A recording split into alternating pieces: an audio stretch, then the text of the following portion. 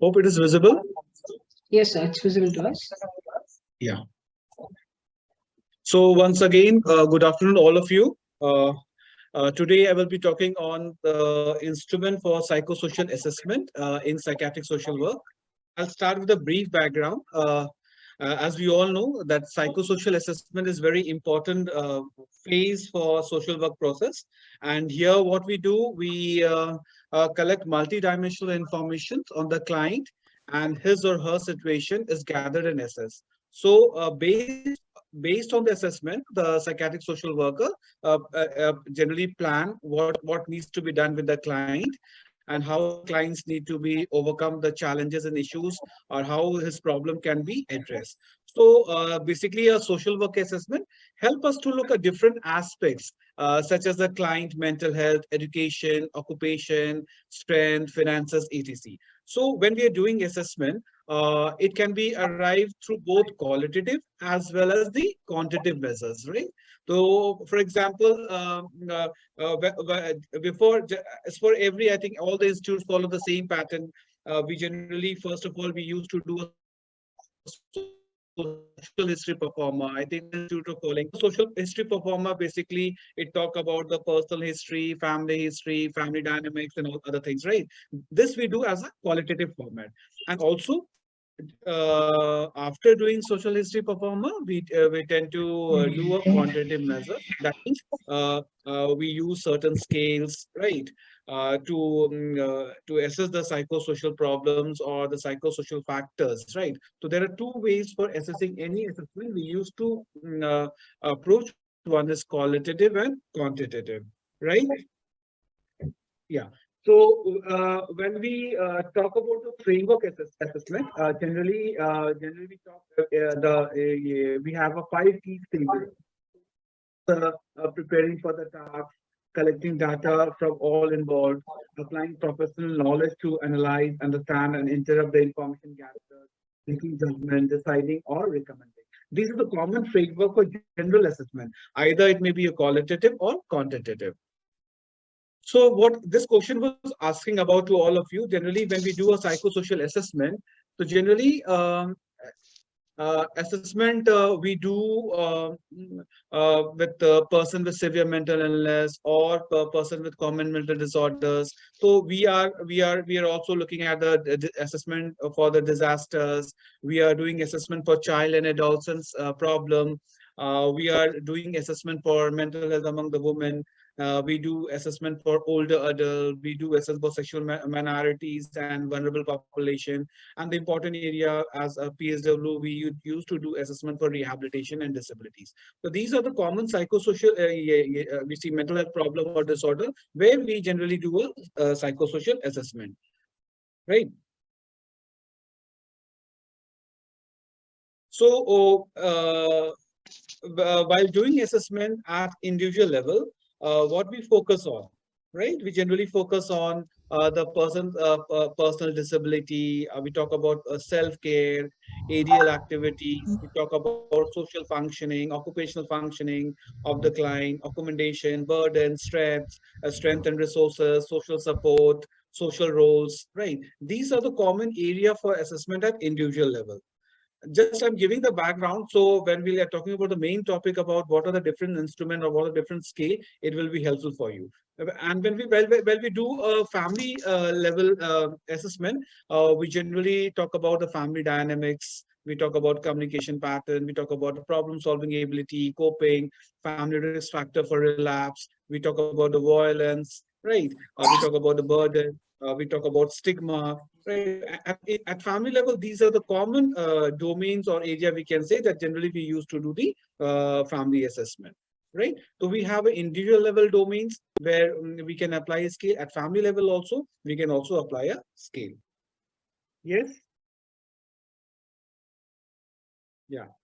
So what is the purpose of using instrument? Anyone from the Yale classroom? What is the purpose of using instrument? Anyone?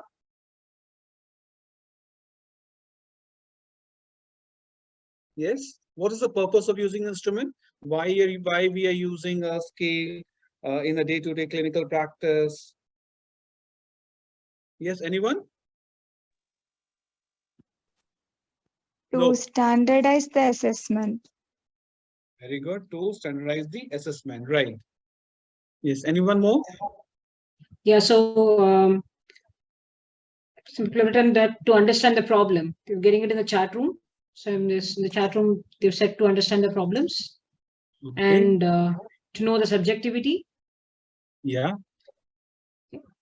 Yeah. and Yeah. to get an Anything more objective in the chat? perspective of the problem. Right. So it's very important is why we use generally do the qualitative assessment is very important to quantify those assessment, right? So generally scales plays a very important role on the health research and practice. For example, definitely it helps in a screening, diagnosis some disorder. And the important thing is, while using the scale, we're able to know the degree to which the patient problems are interfering with the life. That is, we apply any scale, generally we get a score. And the score suggests whether the problem is high severity, right? Whether the what is the range of the severity? What is the degree of that particular problem, right? And it also helps us improve whether my interventions or my therapy has improved or not. So it'll give you an idea. So we understood the purpose, right? Now I will like to talk about the. I'll come to the main part of my presentation. So then, first of all, I will talk about what are the common screening tools generally we use to do or in our day-to-day OPD or IPD services, or we are working in the community. Suppose you are getting a referral to screen a case, right? So what are the common screening tool generally we use? So I will first of all talk about the screening tool that are available. Very important that all the students should know at least this a few common tools is very important, right? And it will also help you while you're doing some kind of research or you're interested in research, making some papers and all. It's very important. Generally, students know what are the screening tools that are available as a social worker we can use. So first of all, it's a very common tool. Generally, for a screening tool is a general health questionnaire, and generally it measures the minor mental health problem, right? It is ideal for identifying non-psychotic mental disturbance and informing the clinician or subsequent intervention or step to be take with regard to treatment. So this will give an idea after applying the scale, what are the common minor mental health problems the client is having, and generally it can be used in both the general and also in the non-clinical population. The another important tool is about general anxiety disorder, that is GAD-7. It assesses the anxiety severity in both the clinical as well as the community setting. So this is the for anxiety, right? Now for general, it's also very important. Many cases is referred for sleep hygiene, for PSW especially. It's very important to assess the as an insomnia, right? So generally, insomnia severity index is a very valid tool. It's for screening for insomnia, right? And it is generally evaluate the perceived severity of the sleep and awakening difficulties, such as difficulty in initiating sleep, staying asleep, or difficulty in waking up in the morning. This is a very important tool, so you can have an idea, right? The next tool is public health questionnaire. This is a very the short screening, and generally it is used for to assess depression severity, right? And assessment is used to monitor symptom severity changes in response to treatment over time. So you can also use as a you will see whether the to monitor the symptom severity, whether symptoms are reducing or not. So another one is patient health questionnaire, right? The another important, the common use which a lot of students are using is depression, anxiety, stress scale. This is a 21 item. Is also very common tools, screening tool. Generally, it assesses it has three domain: depression, anxiety, and stress. And generally, it measures the negative emotional states of depression, anxiety, and stress in both the clinical and community setting. It's very important. So wherever you apply, just I may forgot it. Whenever you are applying the scale, is very important to read whether this scale is applicable in the what kind of setting. So some scales are mainly built for the clinical setting, some the scales are meant for the country setting, some are for general population, some scales are for clinical population. So while applying the scale, it's very important for you all to see whether it is applicable at your setting or not, whether clinical or community and all, right? This is very important. Generally, students make a mistake. They generally go scale and they generally apply in community setting, and that is not applicable in community setting. So it's very important for you all to know about the applicability where it can be administered. The another one is a self-report questionnaire. It's also developed by WHO. It generally measures the psychological distress, and it mainly reflect about the depression, anxiety, psychosomatic complaints, and it is generally used to measure the common mental disorder. This is a common tool generally we use for assessing the common mental disorder screening tool, right? Another important is K10. This is very widely used worldwide. We have various. It has been being translated into various languages across the globe.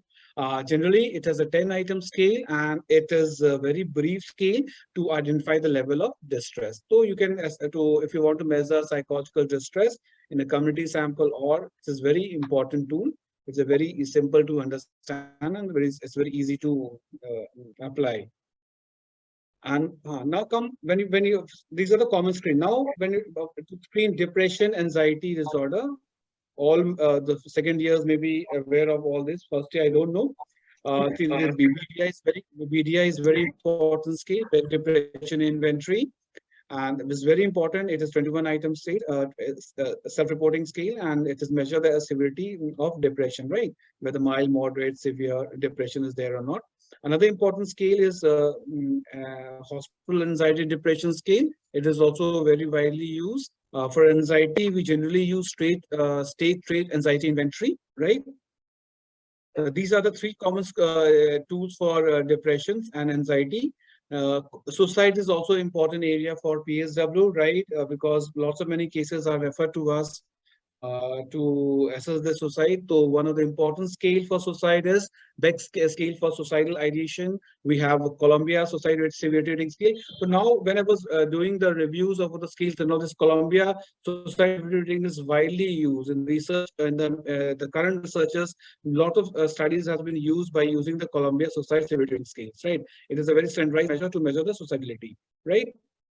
Another important scale for is social ideation attribute scale to screen the individual in the community, right? So as I was telling about whether it is applicable in the clinical community. To assess a screen individual in community setting, the SIDAS is very valid tool. Another important, this is a social ideation questionnaire. It has many versions, 30 item version, 15 item, but this is also very commonly used in the clinical setting. We have RSIC. This is also very commonly used in the clinical setting. Adult Societal Ideation Questionnaire. It also measures the risk of suicide, and it is assessed the need to take preventive actions or further to evaluate. So they'll give an idea whether your client is at the risk of suicide or not. It's a very important scale. RSIC is a very relevant and is very widely used for assessing the suicidal ideation, right? Now, coming to the psychiatric disorder, if you want to screen the mini, this National Mental Health Service has used this scale only mini. It has a 21 item. It has a mini screen. We have both a screening version and long version also, and it covers a variety of disorder like dysthymia, mania, OCD, alcohol abuse, substance use disorder, eating disorders based on DSM and ICD-10. This is also very common to assess the psychiatric morbidity in the community setting. Is very important, widely used worldwide. The mini, and mini has also a kid version also, right? Then for post-traumatic adjustment scale, this is also a very common tool. We have is a 10-item reporting scales, right? It's for screening patient with high risk for PTSD or depression during hospitalization following a traumatic injury. So this is a very short item scale for assessing the post-traumatic adjustment scale, right? Now coming to the, if you have to rate the psychotic symptoms rating scales. Generally is very important. All of you should know these names. You should know the items, and you should also know who has developed this particular scale. It is widely, during the Viva examination, the psychiatrists ask this common psychosis rating scales. You should know numbers of items, the authors, and the year, and what and how to answer the scale. The number one is all of you might be aware of BPRS. We use PANASS. We use scale assessment for positive symptoms. We use assessment of negative symptoms, SANS. These are the widely scales for psychotic symptoms. Important is for Y-box for OCD is very important, and for mania we have Young Mania Rating Scale, right, to assess the EA. And for depression we had Beck Depression Inventory, and for OCD we have Brown Obsessive Compulsive Scale. This is also for assessing the obsessive compulsive assessment of severity of obsessive compulsive disorder. Now, these are now coming to substance-related disorders, right? Any question you can just you can write it in the chat box. Now coming to the substance-related disorder, the widely used tool is audit. It consists of 10 items, right? It hardly take 2 to 5 minutes to administer the scale, and you'll get whether your substance is in which level, whether it's in harmful level or it is in a dependence level. Based on the scope, you will able to classify. Another important scale that is used in the community setting is CAGE. The acronyms are for C is cutting down, A is annoyed, and G gatekeeping, E is Ivna. It's a 5-item scale. It is widely used in community setting. And also in elderly population, to assess the screening of prevalence of alcohol abuse, many studies has been done using the CAGE scale. SS2 is nowadays it is widely used. It is 8-time self-report screening questionnaire that investigate frequency of use related to tobacco, alcohol, cannabis, cocaine, inhalant sedative, opioids, and other drugs in the past 3 months. So SS2 is also important screening test. Right, and related this. I think we have much role to play in the de-addiction units. So it's important to all of you, if you're doing a motivational enhancement therapy or you're doing a relapse prevention therapy and all, it's very important you should have all the scale, craving scale, where we have alcohol craving scale, we have obsessive compulsive drinking scale, we have UP impulsive behavior scale, we have Barrett impulsive scale. These are scales are very important if you do therapy. For drug, as audit is there, so for drug screening, we have a DAS-10, right? Is also for screening tool for drug abuse. Now coming to the elderly population. I'm too fast? Yes or no? Generally, I speak very fast. I'm okay? This seems okay.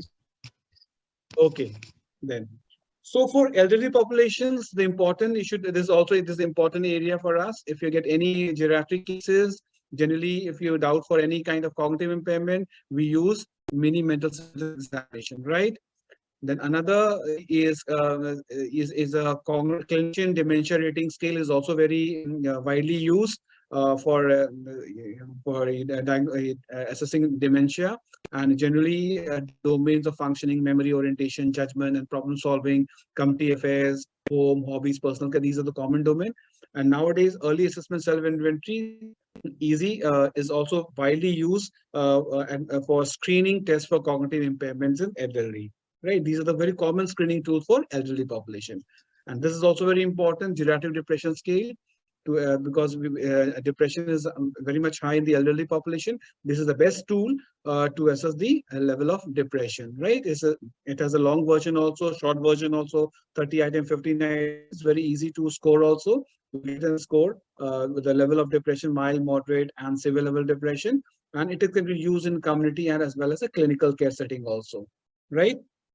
And the plus point of the scale is it can be used with a healthy, medically ill, mild to moderately cognitive impaired older adult also.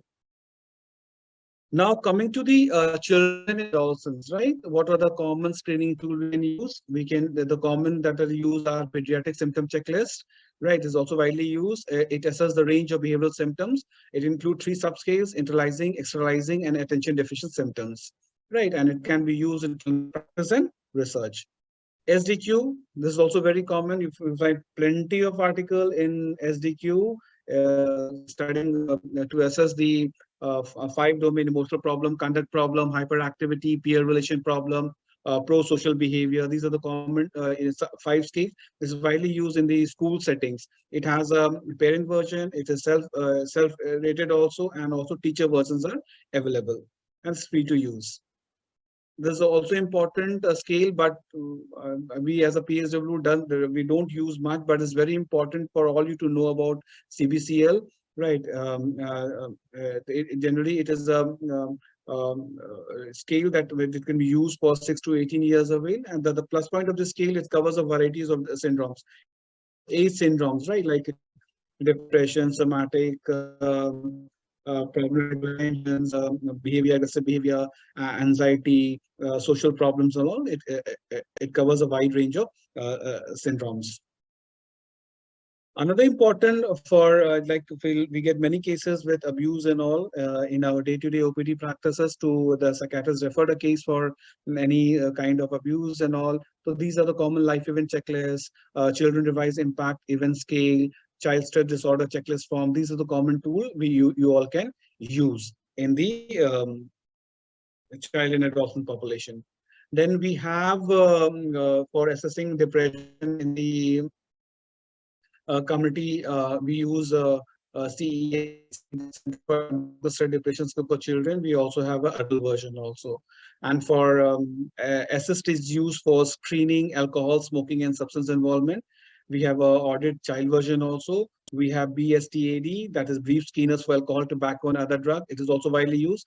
And CRAFT.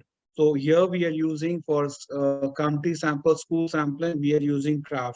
It is very easy tool and the screening tools, and you, after screening, if the positive cases, side by side, we need to give an intervention. This is widely used CRAFT nowadays. Yes.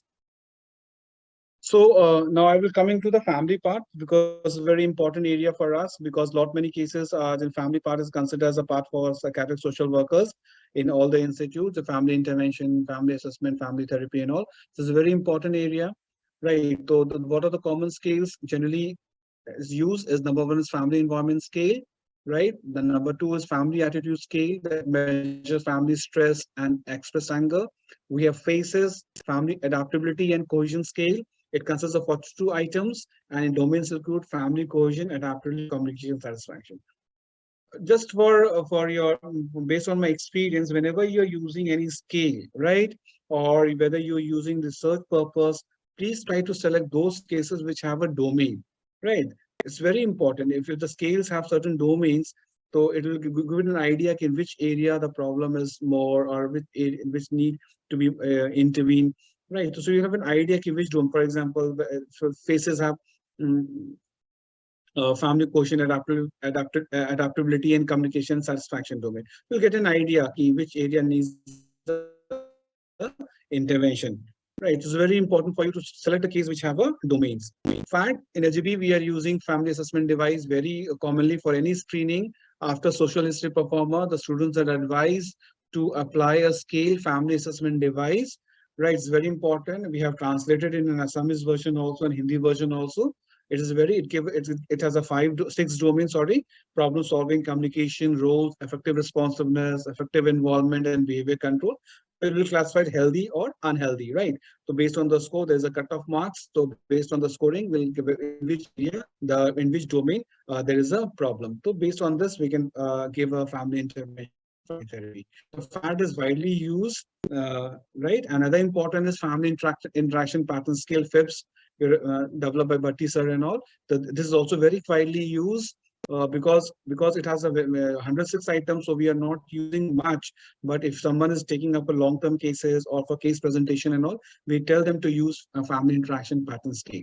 Because of the number of items is very much, students, because the clinical setting is difficult, right? You have we have a screening, you have to do intervention, you have to do admission, discharge counseling.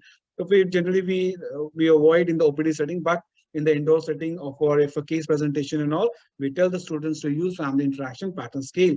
It's very important. You have 6 domains: reinforcement, social support system, role, communication, cohesion, and leadership pattern, right? Now coming to the marital area, definitely we have a Spanier scale is widely used. You just marital adjustment or dyadic adjustment, you'll see majority of the studies have been done by using a dyadic adjustment scales, right? It has it measures the dyadic relationship couple perceived by each partner within the couple, and it is widely used for the measurement for satisfaction with marriage. Then another important question is Indian. This is Indian scale. Pramod, the Kumar and Kanchana Ratogi. You will see in many Indian studies, this tool has been a marital adjustment questionnaire. Right. It consists of, excuse me, it consists of 25 question, yes or no. Another widely this we use in our setting is mitochondrial life scale. Here, this scale we are using more on Anisha Shah scale. We generally because it is 50 item and it is it's a 12 dimension that measures affection, decision making, dissolution, discontent, dominance, rejection, role function, satisfaction, self disclosure, trust, understanding. Both male and female forms are also available. These are this mitral cortex scale is highly widely used in our setting. Plus, marital adjustment questionnaire is widely used across India. Yeah, now this is a very important area for us. As the memory, you feel a lot of many cases are referred to us because family burden is an important area because we see the burden are high, the chances for developing common mental disorders high among the caregivers and all, right? The burden. So generally the cases referred to address the burden. So what are the common scales for burden? We have BAS, that is burden estimate schedule. It was developed by SCARF. We commonly use a Zared burden scale, family burden interview schedule. But I prefer, if you ask me to do an option, I will tell the students to use family burden interview schedule, Pai and Kapoor, because it has a domain, financial burden, disruption, routine, disruption of family ledger, disruption, interaction, effect on physical health, effect on mental health of the others. But we see the Zared burden scale, the scores say mild, moderate to severe, moderate to severe or severe burden, which domain is more the caregivers or the family members, which areas are more the caregivers are having problems, because whether it has impact on the physical or psychological health is very important. This scale will cover the domain. Plus BAS also is very important. It is also have a domains, right? Physical, mental domain, caregivers routine, support of the patient, taking responsibility, patient behaviors and caregiver strategies. Right, but generally what I've seen, the students tend to use that burden because it's very quick. The items are also very less. Stigma. This is also very important for us. Stigma and attitude scale. Right, we have a stigma scale for caregiver with person with mental illness. We have explanatory model interview catalog stigma scale. We have modified attitude towards mental illness questionnaire. These are the important scale. There are scales, so I have selected only those scale. We need to use these scales, right? I'm not taking all the scales relevant. I should start applying all these scales. We have a stigma subscales for family interview schedule. This is widely used in the research and all, right? And we have marks, the mental health knowledge schedule, and CAMI is widely used in community setting. Community attitude towards mental illness, CAMI, to measure the public stigma is widely used, and it has a 4 subscale: benevolence, social assertiveness, community mental health ideology. Right, and this so we have for the community, for the caregivers, we have stigma, we have internalized stigma scale for the patient. This is also very widely used in our setting. Right, it has a 5 subscale that is reflecting alienation, stereotype, perceived discrimination, social withdrawal, stigma resistance, and all. Right, this is a very common scale for measuring internalized stigma of mental illness scale. This is also very important expressed emotion because it is considered to be a maintenance factors, right? So perpetuating factors. So generally, most of the cases are referred by the psychiatrist also to address the expressed emotion, right? So before doing expressed emotion, definitely you should have a quantitative score also, because you can assess qualitative also, but it's better to have a score. So there are many scales. Number one is level of expressed emotion scale. The 60 item scale, we have family attitude scale that measures hostility, criticism. Right, it consists 30 items. We have level of expressed emotion scale that it has 4 patterns: intrusiveness, emotional responses, attitude towards illness, tolerance, and expectation. Right, and we have this. We are using Mark 20 item family questionnaire. That it measures 2 domains: emotional involvement and criticism. So this is the widely used in our setting, a 20 item family questionnaire to measure the level of expressed emotion, the 2 domain: emotional and emotional over involvement and criticism and hostility. Right, now Coming to the assessment tool that we use to administer or apply in rehabilitation and the disability sectors, right? So for if you are posted in rehabilitation centers or you're looking after long stay patients or chronic cases, so these are the important tools that need to be. You should have an idea what are the tools that need to be measured for psychiatric rehabilitation, and for disability or to assess disability, what are the scales. So first of all, it's very important, widely used is Camberwell Assessment of Need Scale. Number two is Rehabilitation Need Assessment Scale. This was developed by SCARF. We have SNAS scale, Supplementary Need Assessment Scale, developed by PGIMER Chandigarh. Then we have, for disability, we have HUDAS. It is also nowadays very widely used. We have a shorter version and longer version. It has 6 domains: cognitive, mobility, self-care, getting along, life activity, and participation. Ideas. It's very important for any disability benefit. You should have a disability assessment based on ideas. So it was developed by Indian Psychiatric Society, and it has 4 areas: self-care, interpersonal activity, communication, understanding, and work. And it gives you a total disability score and also percentage level of disability. Now, for autism, we have ISA, that is Indian Scale for Assessment of Autism, and it was developed by NIH and MH. It is based on childhood autism rating scale, and it has also assessed domain, social relationship, emotional responsiveness, language communications, right? We have CARS, that is it's also important for in the state.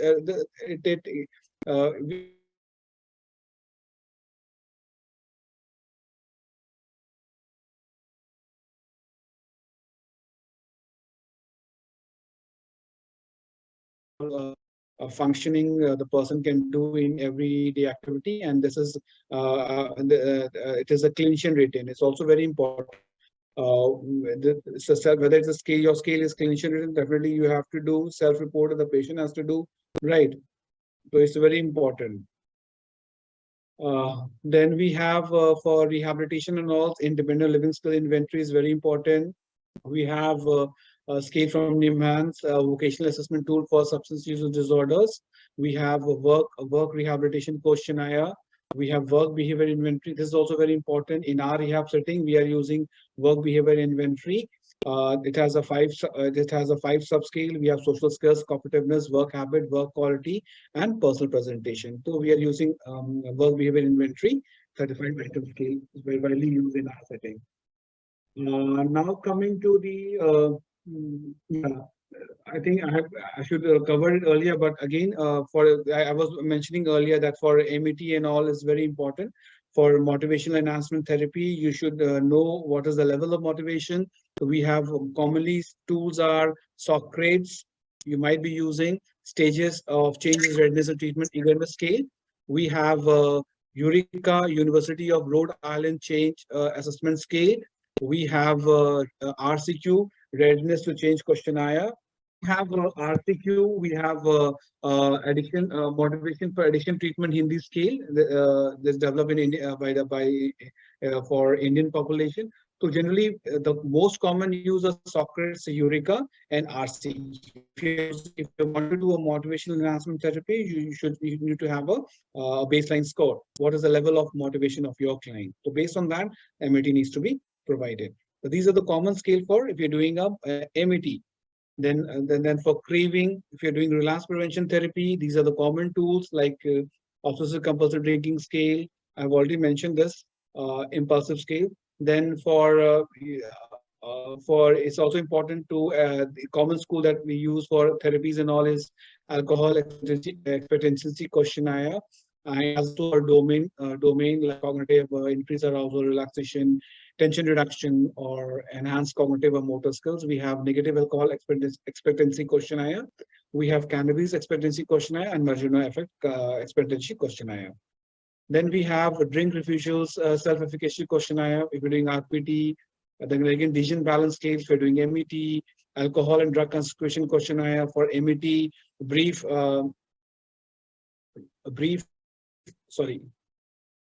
a brief situational confidence questionnaire, right? And we have alcohol and drug consequence questionnaires. And for family, we use family members questionnaire, a short questionnaire for family members questionnaire, and we have a family members impact questionnaire. This is specially designed for the person with alcohol or substance use disorders. The family impact questionnaire, it has a domain, impact, symptom, physical, psychological, coping, and social support. And now coming to the other, what are the other common scales generally we use to administer in a day-to-day clinical setting, right? We have quality of life, which is a very widely common WHO quality of life. There are other quality of life like schizophrenia quality of life index then we have a quality of life index for mental health. So the various scales, but most commonly used we are having a WHO quality of life BRIMH scales.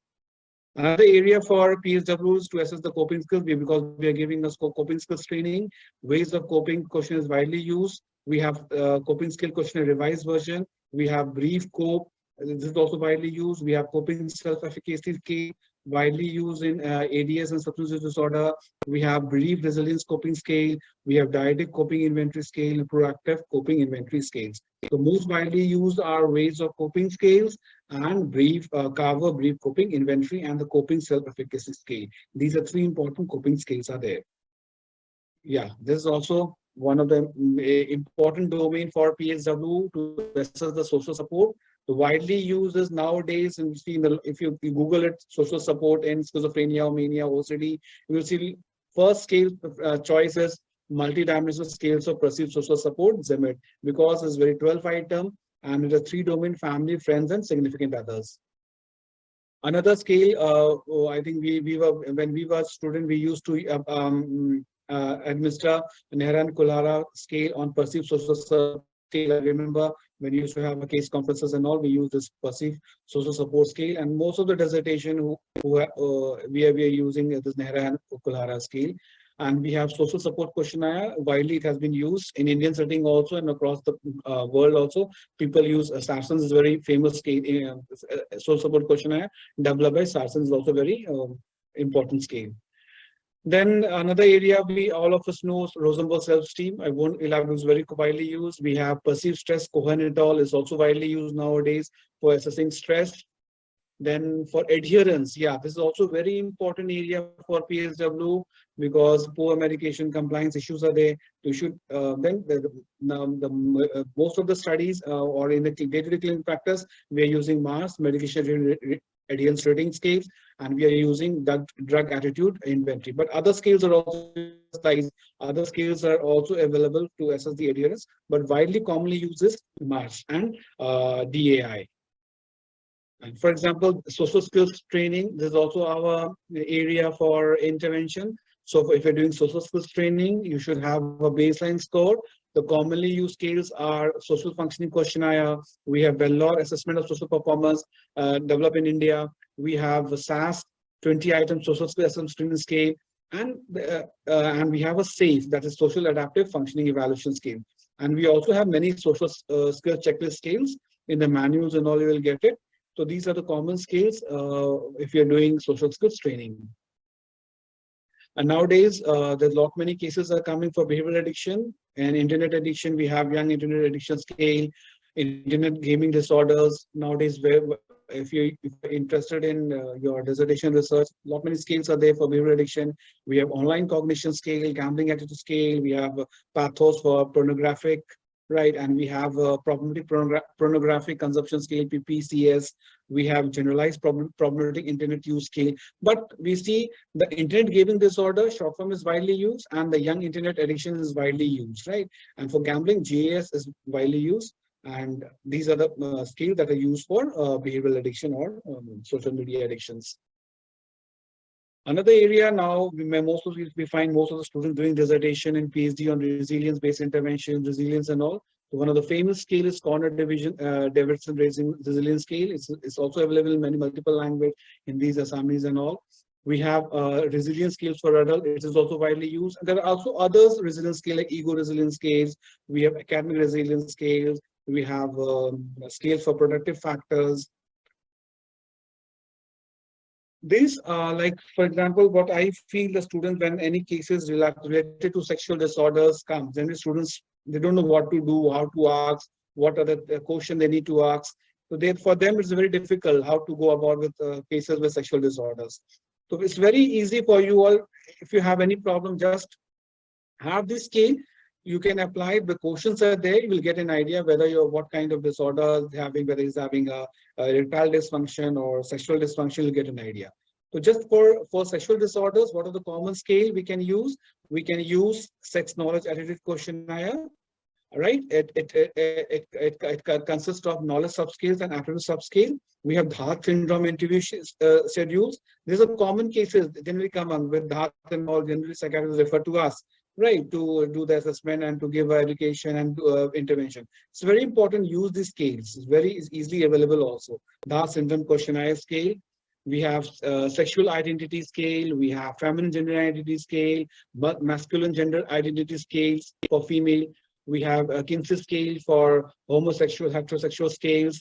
We have multidimensional scale for sexuality, and for we have multidimensional scales for sexuality that based on sexual orientation, whether it's heterosexual or homosexual, bisexuals, and all. These are the scales that has been developed. Then we have these are for sexual dysfunction. This is also important if in the case your cases are referred for erectile dysfunction and all. So most widely used is Arizona Essex. Right, it's a very 5-item rating scale, very easy. Both can be administered male and female. Also, we have for erectile dysfunction, IEF is also very commonly used. Besides this, we have many other scales for sexual function questionnaire, for female sexual function. We have a change in sexual functioning questionnaire. So if you're doing have a problem, these are the common scales to assess the sexual dysfunction you can use. We have sexual satisfaction, new sexual satisfaction scale. If you to assess the sexual satisfaction, if you're having cases related to marital therapy and sex therapy and all, you can use. These are the common scale. Right, the main I have already took. Other areas, psychological well-being. We see a lot many students doing the dissertation psychological well-being. The important is REF, and we have Indian version. We see the Devendra Singh and Sisodia scales. Pooja Chaudhary scale is widely used nowadays. We have psychological well-being, and we have a Seema Malhotra from Niman's psychological well-being. Is also a scale is there that is widely used. So there we have multiple scales in psychological well-being, both from the Western side as well as India in it, and we have developed a scale on psychological well-being. Another important area domains at the individual level. So I was asking what are the different domains. Initial question I was asking. The spirituality is also important domain that you should have a you can do a detailed assessment. We have plenty of scale, but common I have put spiritual well-being scale, spirituality index of well-being, spiritual assessment inventory. These are the common. I have put intentionally this scale, socioeconomic state of Kupuswamy. This is widely used. If you're using in your dissertations and all to assess the socioeconomic status, definitely please apply modified Kupuswamy scale. Revised version is available to 2021. So because it keep on changing based on the income. So you have to use for socioeconomic status in your dissertation. Important variable for us, SESBC, socioeconomic status definitely has a relationship with common mental disorders. It's an important variable for us to assess and to address. So please use Kupuswamy scale. Thank you.